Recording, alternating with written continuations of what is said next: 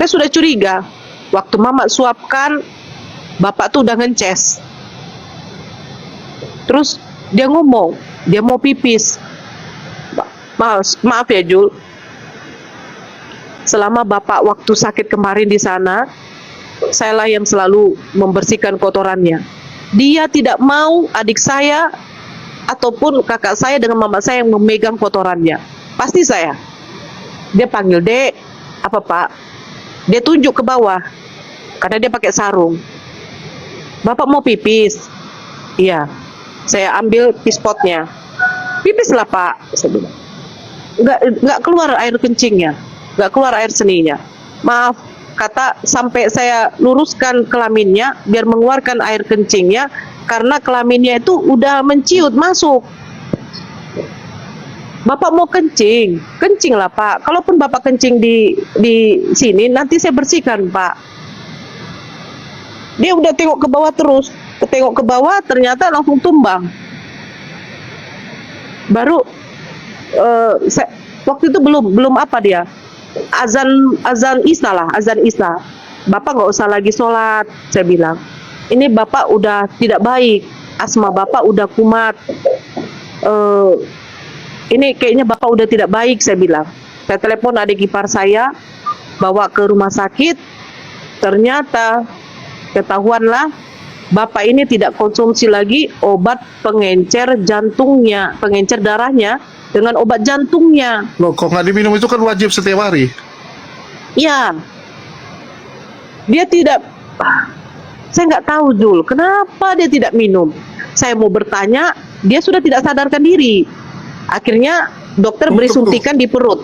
Berapa tahun dari bypass ke itu kambung gituan? Bapak operasi bypass itu antara 2008 dengan 2009. Antara Ya, itu.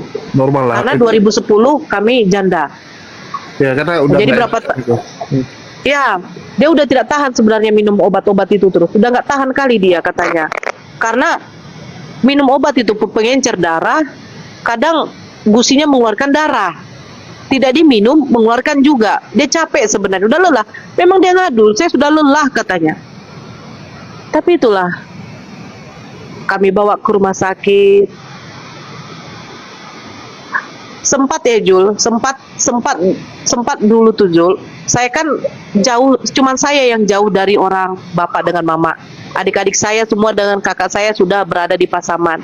Saya sempat ngomong waktu itu dengan suami dulu, waktu sebelum apa pisahkan, saya bilang begini, Bang, seandainya kalau mama dengan bapak salah satu ada apa-apa, kayaknya kita susah untuk mendapat mayatnya. Demi Allah, saya bilang kayak begitu. Ya gimana lagi lah Dek, cuman kita yang jauh katanya. Tapi ketika bapak masuk rumah sakit, akhirnya diputuskan untuk masuk ke ICU. Memang sudah dibilang dokter, bapak sudah tidak ada harapan karena tidak dikonsumsinya obat jantung mengakibatkan, iya, jantungnya sudah tidak berdetak bagus dan memicu asmanya semakin kuat, sesaknya semakin kuat. Telepon mama katanya. Saya waktu itu adik Aris, saya waktu itu bertiga. Saya, adik saya yang di bawah saya itu, yang mualaf itu, yang menikah sama orang Pasaman, dengan suaminya. Kami bertiga waktu itu di rumah sakit menjaga bapak. Karena di ruang ICU tidak diperbolehkan banyak di situ, harus salah satu saja. Karena kami pada waktu bawa bapak ke rumah sakit selesai isya, kami belum makan malam memang. Akhirnya kami makan, dipanggil dokter, ditelepon dokter, disuruh ke atas karena kami makan di bawah. Ke atas, dokter menjelaskan bapak ini sebenarnya sudah tidak ada harapan, tapi ini hanya untuk apa ya dibilang, kesempatan kalian untuk mentaklikkan ya, taklik ya, ketika mengucapkan la ilaha illallah, la ilaha illallah gitu. Jadi dokter memberi kesempatan seperti itu. Tapi memang saya teringat omongan saya waktu itu